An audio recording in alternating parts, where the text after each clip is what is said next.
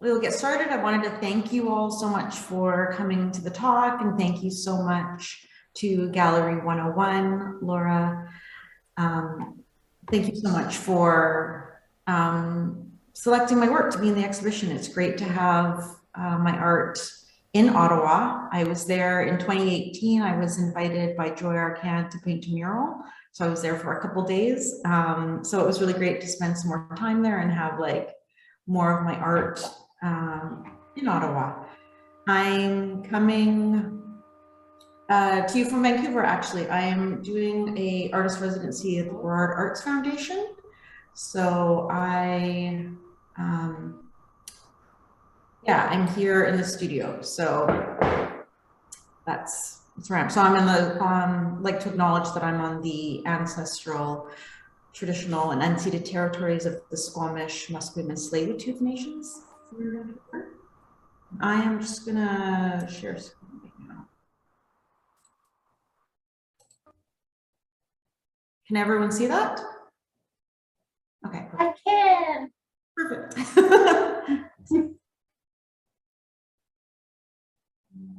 Let me just get started here.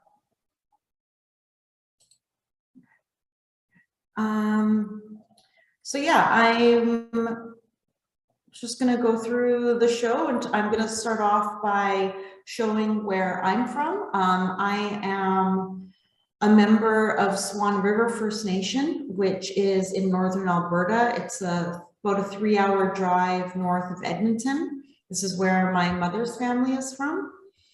I was born and raised in Vancouver. I was the first one of our family born out in BC. And so my mom is from Canuso. So on the little square part of the map there, you can see Canuso. It's on Swan River First Nation.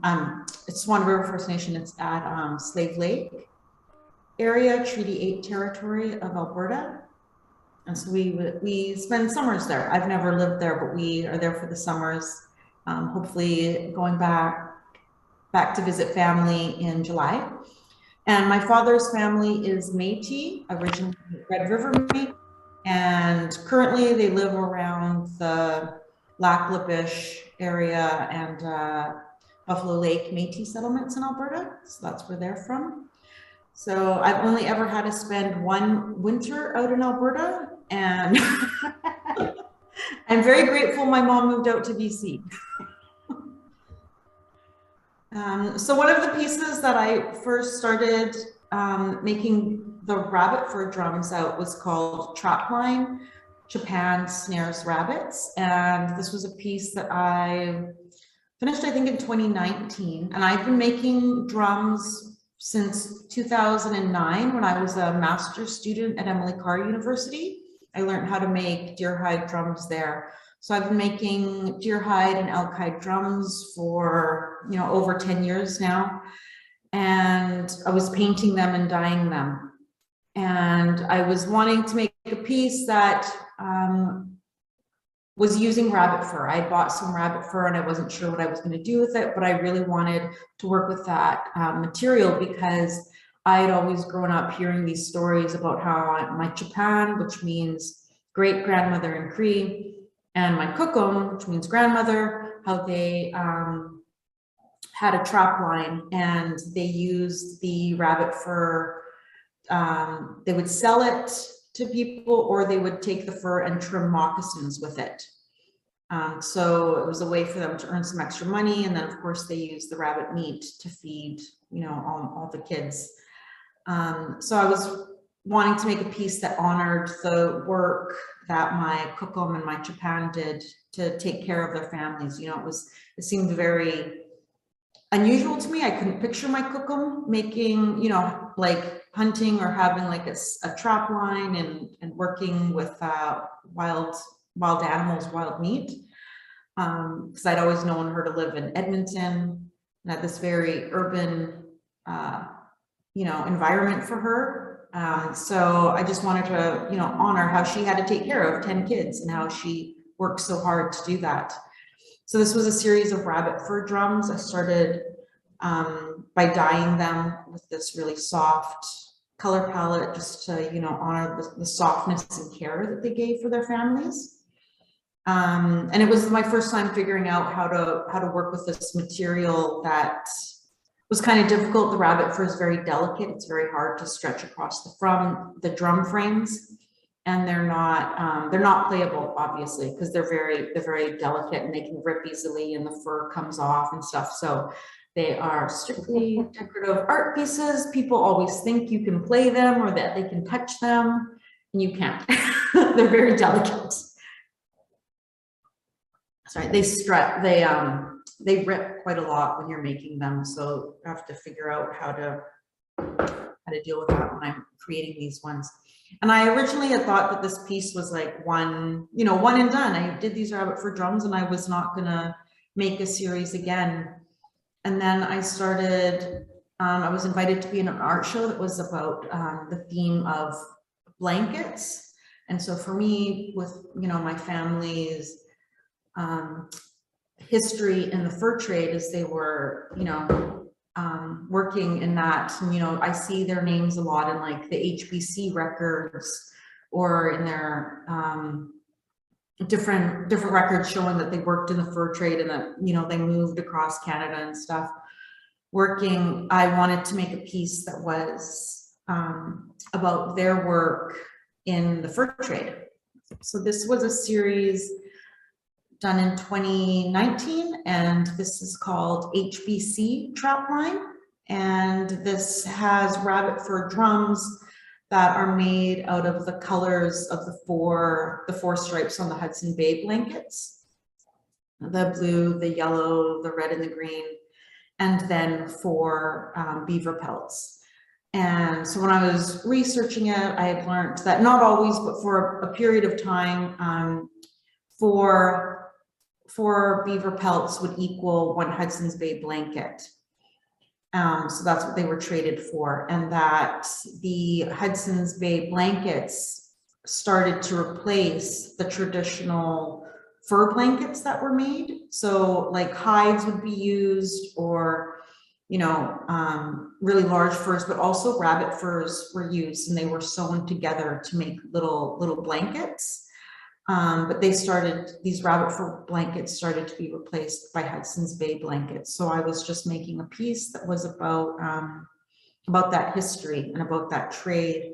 And it was, for me, about honoring the work that women did in the fur trade. They often processed the beaver pelts and did a lot of the work of, skinning and preparing the hides. So I just wanted to acknowledge their work in the fur trade, because that's not always talked about.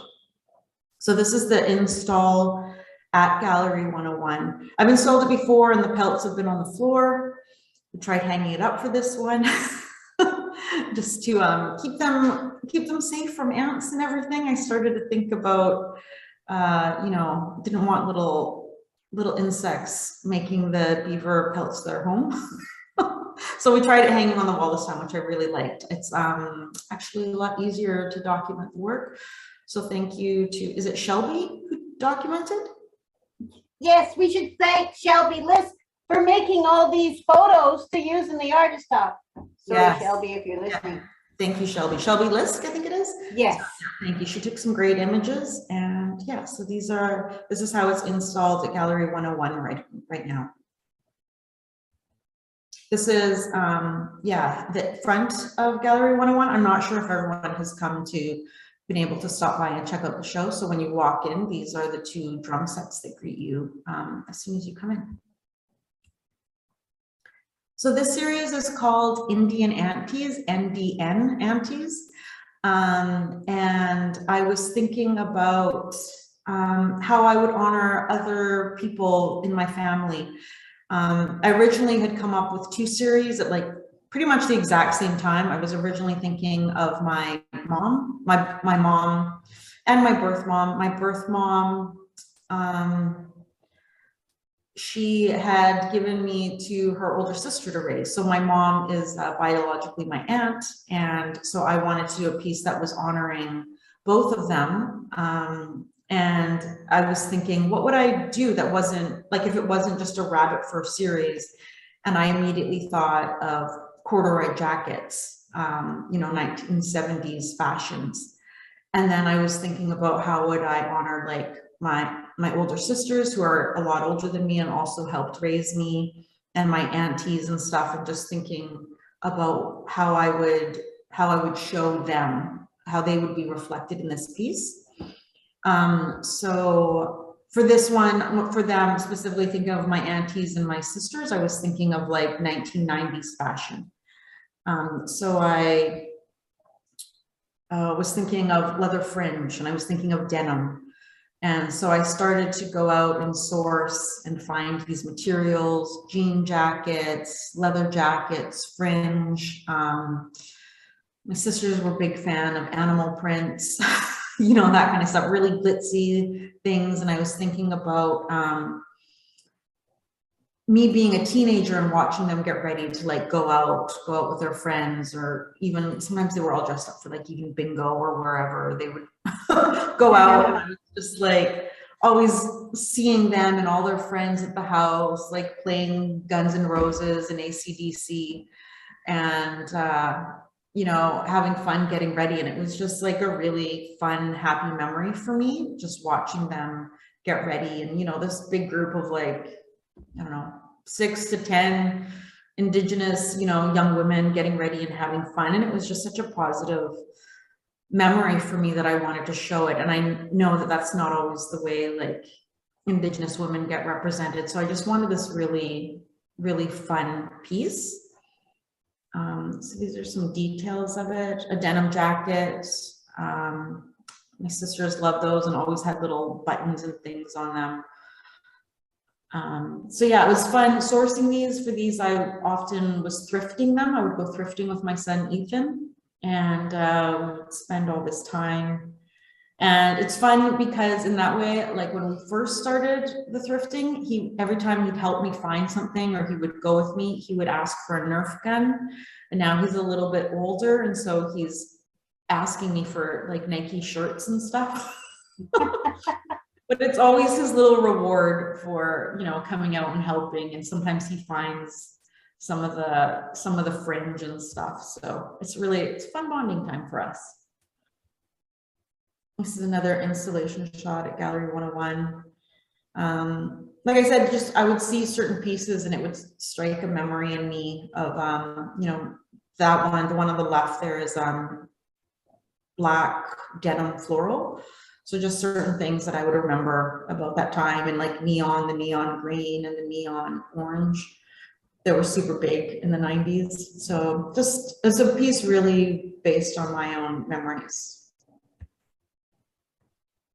These two denim ones here, I just wanted to give a shout out to Running Fox Speeds on Instagram, and her name's Sky Paul, and she's a Dene artist. I've got her earrings on today as well, which was not planned. But you can follow her on Instagram and support her art as well. So she made this great patch that said Auntie that I really knew I wanted to have in the piece. Was just so perfect. You know, had that kind of Guns N' Roses 90s look to it. And then on the right, the other denim jacket, this was actually these were the first two drum pieces that I made. I wasn't sure if they were going to work, like if the material would stretch around the drum frame properly, or if they were going to rip, or what was going to happen. So I was kind of not sure. So these ones did work. I was very happy. And the button on the top there, the heart-shaped one, is designed by Joy Arcan, Mad Auntie. You can also support her on Instagram and buy a lot of her great jewelry and clothes and everything. So I just wanted to give a shout out to other Indigenous artists that are part of the piece. Aunties are very important, obviously, to us. I was always raised with being told that your aunties are also your mother. And it wasn't just me because my auntie was my mother, but that we were supposed to grow up and respect all our aunties as our mothers to help take care of us. So I just really wanted like acknowledge auntie culture in that way, just that like how much they really do help and support us when we're growing up, help out, you know, they help out their sisters and stuff. So These are two pieces in the series as well. That leather jacket on the left was the first one I made with a collar, and that was very difficult. I think I had to take that apart something like 3 times till I could get that right. It was very difficult. Now I'm good, but that first one was pretty rough. But every time I see it, I'm like very happy with it. That was one that had to teach me a lot of things. And then the other one is a fringe drum that I just always remember my sisters having their fringe jackets, and just that movement of them, like having the swish swish of the fringe hanging. I just always loved that, and so I definitely wanted to have some drums that were made from fringe, and they're hard to find, so very happy when I find some fringe thrifting. I had started that piece in January 2021. Started off not knowing how many I was going to make or how many were in the series or anything. And I had a residency at the Contemporary Art Gallery where I did another series that was called Deadly Aunties. It's a very similar series made out of jackets and rabbit fur and things, but after that residency, I was offered a residency at Fazaka's Gallery. They had a temporary space on Granville Street here in Vancouver, and there was a loft, an upstairs part. This used to be a store, and so they gave me the use of this space for this the rest of the summer, which was so excellent. And on this, when I was there at this residency, I was really trying to finish up the 70s one that I also had planned. It took me a lot longer to find the materials for that. Obviously, finding fashions that are 70s looking or 70s inspired took a lot longer than 90s ones, because 90s is so popular right now. So it took me a lot longer, and so I finally had the materials ready, and so that's what I did when I had this residency. My plan was to ideally finish a drum a day, which was awesome. And so the space was really nice and great to hang the rabbit furs that I was dyeing. I really wanted them to have like a 1970s aesthetic with like avocado green and harvest yellow. Honestly, a lot of it I was just basing on the colors that our kitchen was. Like when I remember my aunties and my mom, they were all hanging out in the kitchen. And I remember our curtains having these colors in them, and our, avocado green fridge and all this. So it was all kind of based around the kitchen, actually. And I was thinking, it was nice to have this space to dry the rabbit furs, because obviously when I'm at home, my mom hates it. They take over the bathroom and everything. So this is great. And I just was imagining, I was looking at all these Polaroids of my moms when they were together, and they're going, again, same thing. They were going out, and they were all dressed up, and they had their great 70s fashions on, their denim overalls and their clogs and their fringe leather vests. And like, they looked so amazing. And I would just think it was so funny. I'd be like, they were moms and they were going out partying together and stuff. And I was like, oh yeah, that's because you were super young. You were like 22 years old. Of course you were going out. And so they looked so glamorous and, 70s style. So I wanted to do a series that was honoring them, but like showing like, the funness, the fun times they had together and stuff. So this was my series honoring them. This is the installation at Gallery 101. This one's 70s Mama. There's another series, again, very similar. I have 2 series for that. One, 70s Mama, for my birth mother, Teresa, and one that's called 70s Chick. And that one's made for my mom who raised me. Her nickname was Chicory. So she's sometimes called Chick, or we go Chick to her, or whatever. So 70s Chick is for her. But this one is 70s Mama, and just featuring a lot of, 70s fashion that like, I remember I was like inspired by. So like the big 70s collar, the corduroy jacket. I remember my birth mom always having like a corduroy jacket and a jean jacket. So those are all in there, and then the colors in there. So these are some more of the install shots. Yeah, it took a lot longer to find, like I said, find the right materials, but it was worth it for me not to rush it, to have all these neutral fringe shades and everything like that. Yeah, the one on the left is actually a purse. So I was really, really lucky to find something that had a lot of fringe and a corduroy jacket. And then I put some little buttons on there that reminded me of like that time, the love button and Snoopy, and the little eagle one that my friend had gifted me. This rabbit for one was one I didn't dye. You can buy it like that, buy it with an animal print. So those are also rabbit fur. And then the denim Levi's jacket, of course, classic. I also upstairs at Gallery 101 have a piece that I'm really excited that was able to be shown as well, because you don't always have the opportunity in gallery settings to have like a dark space. Like a lot of time it's like you just have your pieces up and there's, you know, all that lighting, and if you need a piece that's like projected, you can't show it. So I was really happy that Gallery 101 has like the darkened space upstairs. In I think June or July of this past summer, I was part of a workshop that was put on through the Polygon Gallery here in North Vancouver and with Capilano University. And it was having Indigenous filmmakers teach us how to make films, like really, you know, really simple films, really short films that we could learn from these filmmakers like Jules Kostachin and David Geary and Rose Stiffarm, Lindsay Nixon. They came in and had these workshops with us, which was really great. So I got to make a film, Kispin Kasagihin, and If You Love Me. And this was just a short little film about my mom and my son. We're really lucky that my son and my mom, we all live together. We share a house together. So my son is really lucky that he gets to live with his kukum, and he gets to spend all that time with his kukum and an elder all the time. For me, my kukum lived away in Alberta, and we'd have to go out and visit her every summer. So I just feel really happy that Ethan gets to spend all this time with his kukum.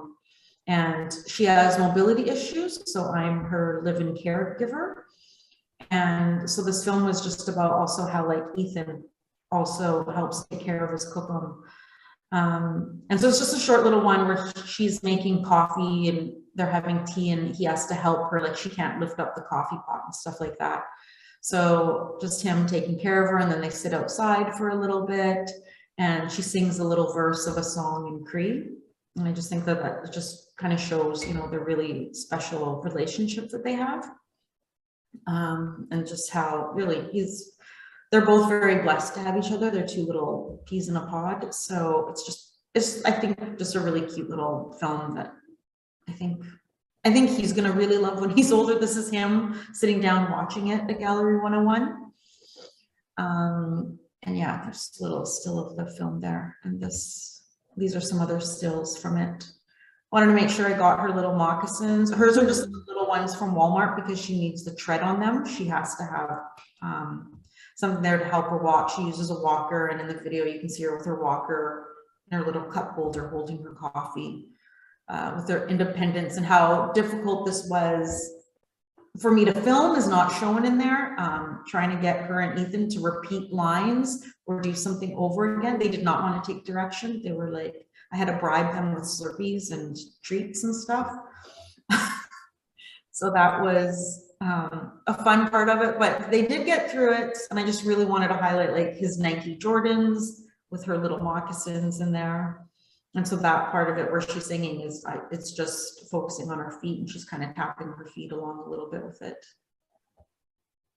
And this part was really, really difficult to film. I thought I was going to get like a bunch of different angles of this, but my mom, obviously with like her mobility issues, having her do her coffee, like put it in the scoop, just took so long. It was hard to edit because you want to make it shorter or faster or something, but I'm like, no, you really do have to show like the amount of time it takes an elder to do something and just give them that space to do that and have their independence and not just be like, hurry up, or Ethan can do this instead. So just really showing like her independence is what this part was about. And the contrast between her hands, you know, when she watched, she was like, do my hands look that old? I was like, yes, they do. Because then there's Ethan's little, you know, hands that are no wrinkles and nice and soft. And she was just like, oh, I gotta start using hand cream. And that is all the work I have in the Gallery 101. And hopefully, if you haven't seen it already, you are able to stop by and check it out. This is my info, so if you want to see what new things I'm working on or whatever, I'm constantly updating my Instagram, MichelleSound.art. My website is also MichelleSound.art. So I'm currently doing a residency at the Burrard Arts Foundation here in Vancouver. I'm here from May till I think the first week of August, and then I have an exhibition on August 18th here. So I'm working on finishing a series that I started. I have 2 of them finished, but I'm working on some more. It's called Holding It Together. And so, yeah, I'll just be busy working here and updating my process and everything. So if anyone wants to see what I'm working on, that's where you can find me. Thank you so much. Does anyone have any questions or anything?